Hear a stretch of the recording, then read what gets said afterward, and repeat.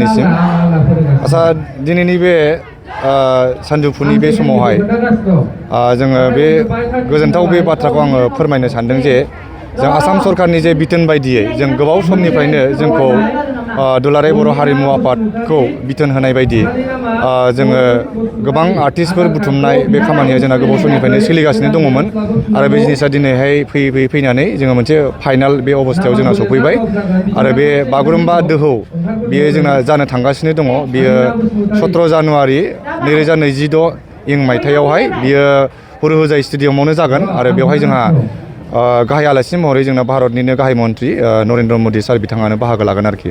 दा बे समावहाय जोंनाव नै दा माबानाय बायदि सरकारनि बिथोन बायदि जोंहा LAC लेभेलाव दा बे प्रेक्टिसा जोंना सोलिगासिनो दङ। दा आं बेवहाय दङ जोंहा बावखुंग्रि LAC हिसाबै बाहाय जोङो माखासे आर्टिस्टफ्रा जोंनावहाय बाहागो लादों आरो प्रेक्टिस खालामगासिनो दं। दा बेवहाय जोंनाव बावखुंग्रि LAC हिसाबै जोङो माखासे वेस्ट बेंगलनिबो आर्टिस्टफोर दंबाय। वेस्ट बेंगलनिफ्राय गासै 47 जन आर्टिस्टफ्रा बाहागो लादों आरो ओमफ्राय नेपालनिफ्राय 28 जन आर्टिस्टफ्रा बाहागो लादों। गासै टटेल जों बावहाय जिखिनि जों दिनै अनलाइन रेजिस्ट्रेसननि खामानिया जोबखांनायनि उनावसो जोंनाव गासै टटेल बेसेबां आर्टिस्ट जमा जानो हादों जों बिनि सायाव जों फोरमायनो हागोन। दा जोङो सिगाङाव जोङो मोनसे टारगेट बानायदोंमोन जे मोनफ्रोमबो जिल्लायाव बेसेबां आर्टिस्टफोर कालेक्ट खालामनानै हरनो हायो। दा बे हिसाबै जोंनाव मोनबा LAC जों क'क्राझार जिल्ला हिसाबै जोङो 1720 माने 1720 जन जोङो आर्टिस्ट जोङो गभर्नमेन्टनो जों साबमिट खालामदोंमोन।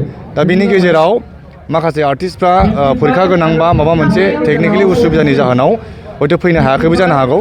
दा बिनि गेजेराव जोङो दिनै अनलाइन रेजिस्ट्रेसननिया दिनै फाइनाल जागोन। दा बिनि गेजेरावसो जोंनि आर्टिस्टफ्रा बेसेबां साबमिट जागोन जों बिनि सायावसो जों बुंनो हागोन आरोखि।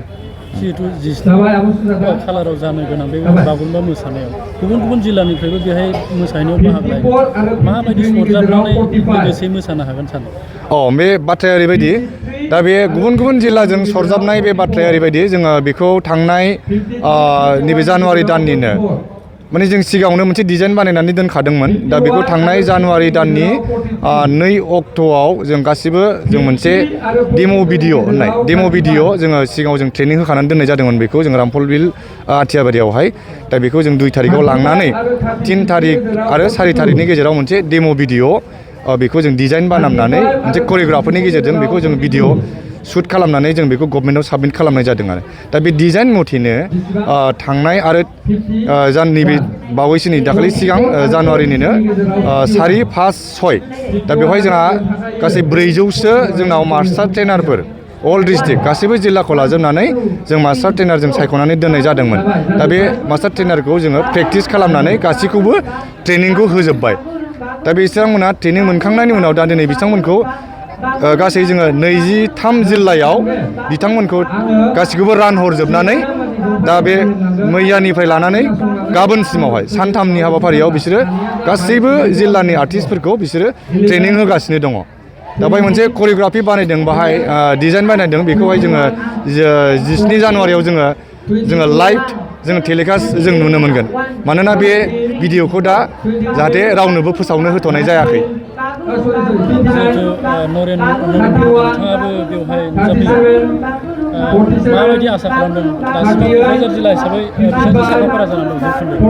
माने जोंथ' माने बहुत माने एक्साइटेड माने दा गासिबो आर्टिस्टफ्रा बे बाथ्राखौ खोनानानै खुब गोजोननाय मोन्दों आरो बहुत एक्साइटेड जादों। जों जेबायदि जों लुगैदों जों भारतनि जे गाहाय मन्त्रि नरेन्द्र बिथाङा जों बे हाबाफारियाव बाहागो लागोन। दा बेखौ लानानै बयबो मोनसे रंजाखांनाय फैदों आरो आसाम सरकार जोंनि मानगोनां जों डक्टर हिमन्त बिश्व शर्मा सारनिसिम जोङो रोजा रोजा साबायखर बावदों।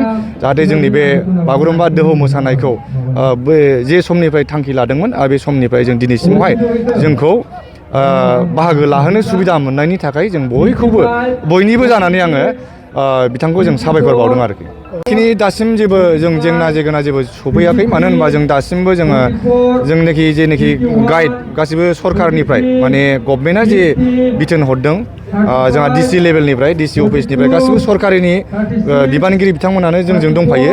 गावसोरनो एभेलेबेल जों खामानि मावदों।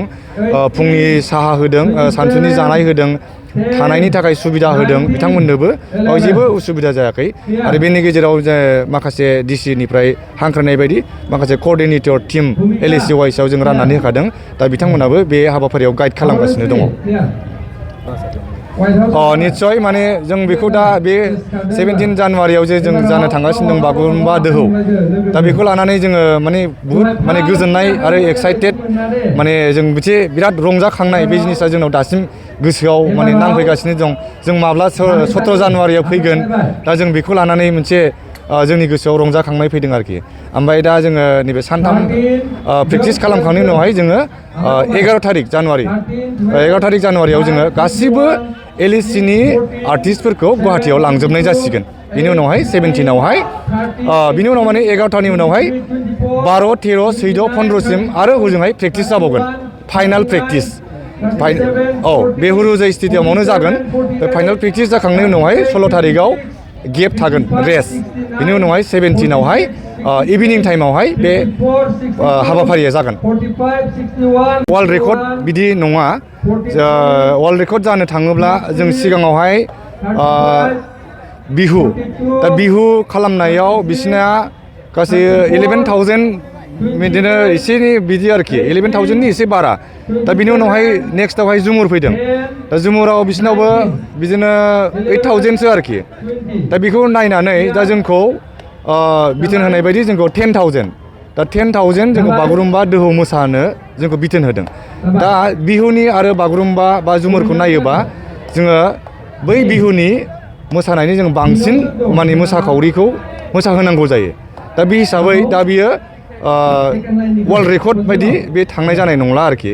खिन्थु दा बिजनेसा जुदि बुहुमावनो जुदि बेखौ मोसानानै दिन्थिफुंनाय जुदि जायोब्ला बे बुहुमनि मानसिफ्रानो बेखौ नुखासिगोनब्ला बे वर्ल्ड रेकर्ड बायदिखौनो जों साननानै लानांगोन आरोखि।